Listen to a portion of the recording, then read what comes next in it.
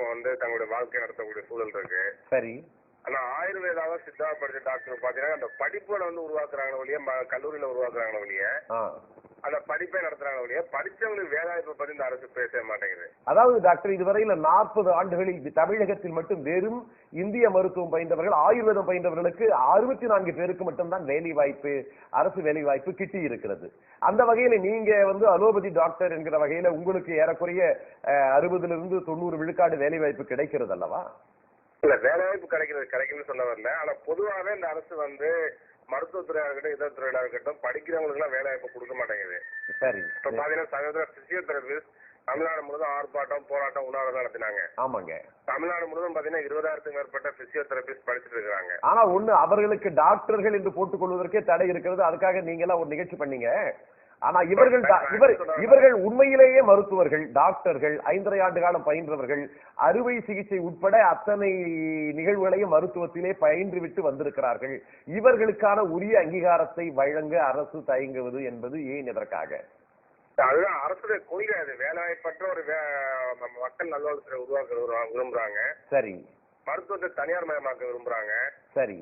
நோய் தடுப்பு துறைக்கு அதிகமான நிதி ஒதுக்குறதுனால வந்து குணப்படுத்துவதற்கான சிகிச்சைக்கு வந்து அதிகமான செலவு வந்து செய்ய விரும்புறாங்க. டாக்டர் இப்ப உங்ககிட்ட அடுத்த கேள்வி, அதாவது நாடு தழுவிய அளவிலே நவீன மருத்துவம் பயின்றவர்கள் 48 விழுக்காடு தான். ஆனால் இந்திய மருத்துவம் பயின்றவர்களுடைய எண்ணிக்கை 52 விழுக்காடு இருப்பதாக ஒரு தகவல் சொல்லப்படுகிறது. இங்கே அதனுடைய செய்தி குறிப்பையும் அதனுடைய செய்தியாளர்கள் கொண்டு வந்து கொடுத்திருக்கிறார்கள். அப்படி இருக்கிற பொழுது நவீன மருத்துவமும் இவர்களும் நீங்களும் இணைந்து செயல்படுவதற்கு எது தடையாக இருக்கிறது? செயல்படணும் தடை கிடையாது. இப்ப வந்து எதிர்காலத்துல பல்வேறு முறையிலான மருத்துவ சிஸ்டம் இருக்கிறதுக்கு வாய்ப்பே கிடையாது. சரி.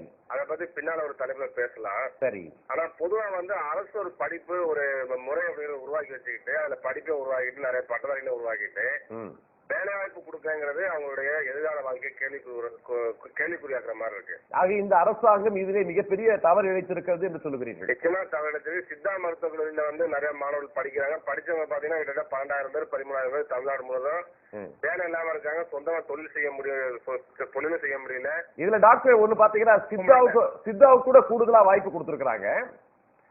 ஆயுர்வேதம் முற்றிலும் அவங்க படிக்கிற எண்ணிக்கைக்கு ஏற்ப அவங்களுக்கு வேலை வாய்ப்பு கிடைக்கலங்கிறத வாதம். அது சரி. அதே போல அவங்க வேற ஒரு தொழில் கூட செய்ய முடியல. இப்ப வந்து டாக்டர்ஸ் படிச்சுட்டு IAS போறாங்க, அதுக்கப்புறம் IPS போறாங்க, பல்வேறு இதுக்கெல்லாம் போறாங்க. சரி. டாக்டர்களே MBBS படிச்ச டாக்டர்களே. சரி. ஆனா சித்தா போன்ற டாக்டர் வந்து அந்த வாய்ப்போடு இல்லாத சூழல் இருக்கு. சரிங்க டாக்டர், இப்ப இவங்க உங்களுடன் இணைந்து செயல்பட அல்லது உங்களுடைய போராட்டம் உங்களுடைய நவீன மருத்துவர்கள் இவர்களுக்காக குரல் கொடுத்து இவர்களுக்கு வேலை வாய்ப்பை உருவாக்கி கொடுப்பதற்காக ஆக்கப்பூர்வமான நடவடிக்கைகளை மேற்கொள்வீர்களா? நிச்சயமா எங்க சங்கம் குரல் கொடுக்கும். அது ஒன்றும் பாரபட்சம். நன்றி டாக்டர், இது எங்களுக்கு போதுமானது.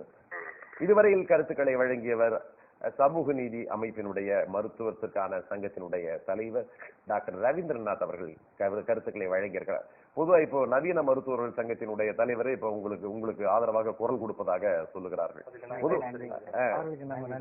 இப்போ பொதுவா உங்களுக்கு பாத்தீங்கன்னா இப்போ இவர்களெல்லாம் வருகிறார்கள், ஆதரவு கொடுக்கிறார்கள். இப்போ நான் ஆரம்பத்திலிருந்து அழைத்துக் கொண்டிருக்கிற MR பன்னீர்செல்வம் வரவில்லை. சுகாதாரத்துறையினுடைய செயலாளர் சுப்புராஜ் அவர்கள் வரவில்லை. ஏற்கனவே பலமுறை சுப்புராஜ் அவர்கள் நம்முடைய நிகழ்ச்சியிலே கலந்து கொண்டு கருத்துக்களை தெரிவித்திருக்கிறார். பல சூழ்நிலைகளில் நவீன மருத்துவர்கள் வேலை நிறுத்தம் செய்த பொழுது கூட அந்த வேலை நிறுத்தத்தை விலக்கிக் கொள்வதற்கு கூட நம்முடைய நீதியின் குரல் நிகழ்ச்சி ஒத்துழைப்பை கொடுத்திருக்கிறது, ஒருங்கிணைப்பை கொடுத்திருக்கிறது. அரசுக்கும் மருத்துவர்களுக்கும் ஒரு பாடமாக இருந்து நாம் செயல்பட்டிருக்கிறோம். பல்வேறு சூழல்களில் இப்படி நாம் உதவியாக இருக்கிற பொழுது இந்த ஆயுர்வேத மருத்துவர்களுடைய வேலைவாய்ப்பு குறித்தோ அல்லது அவருடைய எதிர்காலம் குறித்தோ அவர்களுக்கான கல்லூரிகள் துவக்குவது குறித்தோ இந்த துறை வளர்வதற்கான செயல்பாடுகள் குறித்தோ ஏதாவது ஒரு விளக்கத்தை மக்களுக்கு அளிப்பார்கள் என்கிற ஒரு நம்பிக்கையின் அடிப்படையிலே தான் இந்த நிகழ்ச்சியை நாம் எடுத்துக் கொண்டிருக்கிறோம். ஆக தொடர்ந்து இவர்களுக்காக நாம் குரல் கொடுக்கிற அதே சூழ்நிலையில் இப்போ உங்களுடைய எதிர்கால நடவடிக்கை என்னவாக இருக்கும்? இந்த பிரச்சனையில் ஏராளமான கோரிக்கைகளை வைத்திருக்கிறீர்கள். இப்போ மாநில அரசை மட்டும் குறை சொல்வதுதான் உங்களுடைய நோக்கமா என்று கேட்கிறேன். மாநில அரசு மட்டும் இல்லைங்க. இப்போ எக்ஸாம்பிளுக்கு வந்து இப்போ NRHM போஸ்டிங் இருந்திருக்கு. NRHM போஸ்டிங்கோட சென்ட்ரல் கவர்மெண்ட் ஆர்டர்னா ஆயுஷ் டாக்டர்னா அந்த 5 டாக்டருங்களுக்கும் சேர்த்து தான் ஒரு ஆர்டர் பண்ணியிருக்காங்க. அதே மாதிரி அது ஸ்டேட் கவர்மெண்ட் ஒரு ஆர்டர் போட்டது. அந்த அரசாங்கம் எங்ககிட்ட இருக்கு. அதுல வந்து எல்லாத்தையுமே வந்து ஆயுஷ் டாக்டர் தான் சொல்லிட்டு வராங்க. கடைசி அந்த எண்டில் வந்து சித்தா டாக்டர்னு போட்டுருவாங்க. அதுல வந்து பார்சியாலிட்டி வந்து இப்போ எங்களுக்கு வர்றதையும் இங்க தடை செய்யறாங்க. இப்ப நாளைக்கு வந்து அடுத்த ஒரு 10 வருஷம் கழிச்சு சென்ட்ரல் கவர்மெண்ட் இன்னும் இதை விட அதிகமான வேலை வாய்ப்புகள் கொடுத்தாலும் இங்க அது வந்து பார்சியாலிட்டி பண்ணிடுறாங்க. இதெல்லாம் சொல்றலாம் ஒரு சின்ன மாறுபாடுகள் வேறுபாடுகள் தானே. இவைகளை உடனடியாக கலைந்து ஒழுங்குமுறைப்படுத்தலாம் அல்லவா? நிச்சயமாக ஒழுங்குமுறைப்படுத்தலாம். அதற்கான மனம் அவர்களிடத்தில் இருக்க வேண்டும். மனம் இல்லாததுதான் காரணம். மனம் இல்லாததுதான் காரணம். அல்லது பொதுவாகவே இன்றைக்கு சட்டப்பேரவை உறுப்பினர்களாக இருந்தாலும் சரி, நாடாளுமன்ற உறுப்பினர்களாக இருந்தாலும் இது குறித்த விழிப்புணர்வு இல்லை என்கிற ஒரு செயல்பாடு இருக்கலாம். இதற்கு முன்பாக சுகாதாரத்துறையினுடைய செயலாளர் அவர்கள் நம்முடைய நிகழ்ச்சியிலே வந்திருக்கிறார். ஐயா வணக்கம். ஐயா வணக்கம். நான் வின் தொலைக்காட்சியில இருந்து நீதியின் குரல் நிகழ்ச்சிக்காக நேரலை ஒளிபரப்புல பாஸ்கரன் பேசுறேங்க ஐயா. அதாவது இப்போ ஆயுர்வேத மருத்துவர்கள் இங்கே வந்திருக்கிறார்கள். அவர்களுக்கு வேலை வாய்ப்பு தமிழகத்தில் வழங்கப்படவில்லை. அதே நேரத்தில் ஆயுர்வேத கல்லூரிகள் இங்கே துவக்கப்படாத ஒரு சூழ்நிலை. இவைகளை சுட்டிக்காட்டி இங்கே இந்த நிகழ்ச்சிகளை பேசிக் கொண்டிருக்கிறார்கள். தங்களுடைய கருத்து என்ன? ஆயுர்வேதிக் காலேஜ் நாகர்கோவில்ல சமீபத்தில் தான் துவக்கிருக்கோம். கடந்த ஆண்டு, இந்த ஆண்டுல தான் துவக்கிருக்கோம். இந்த ஆண்டு துவக்க போகிறீர்களா? துவக்கி விட்டீர்களா ஐயா? துவக்கியாச்சு. சரிங்க ஐயா. ஒரு காலேஜ் துவக்கியாச்சு. சரிங்க. நமக்கு தமிழ்நாட்டுல வந்து சித்தாக்கு 2 கல்லூரி இருக்கிறது. சரிங்க ஐயா. ஆயுர்வேதத்துக்கு ஒரு கல்லூரி புதுசா துவக்கி இருக்கிறோம் கன்னியாகுமரியில. சரிங்க. சரிங்க ஐயா. யுனானிக்கு ஒரு கல்லூரி இருக்கு. நேச்சுரோபதிக்கு ஒரு கல்லூரி இருக்கு. சரிங்க ஐயா. ஹோமியோபதிக்கு ஒரு கல்லூரி இருக்கு. ஆனா இப்போ வந்து பொதுவாக வேலை வாய்ப்பு என்று வருகிற பொழுது 40 ஆண்டுகளில் இவர்களுக்கு வெறும் 64 பேருக்கு மட்டும்தான் வேலை வாய்ப்பு வழங்கி இருப்பதாகவும் வேலை வாய்ப்பை ஏன் உருவாக்கவில்லை என்கிற ஒரு கேள்வியுடன் இங்கே வந்திருக்கிறார்கள். தங்களுடைய பதில் என்ன? அதாவது வேலை வாய்ப்புன்றது நிறைய சிஸ்டம்ஸ் ஆஃப் மெடிசன் தமிழ்நாட்டில் இருக்கு. சரிங்க. இப்போ சமீபத்தில் தான் போன வருஷம் வந்து ஒரு 300 இடத்துல புதுசாக அந்த வேலை வாய்ப்பு உருவாக்குன்றதுக்காக.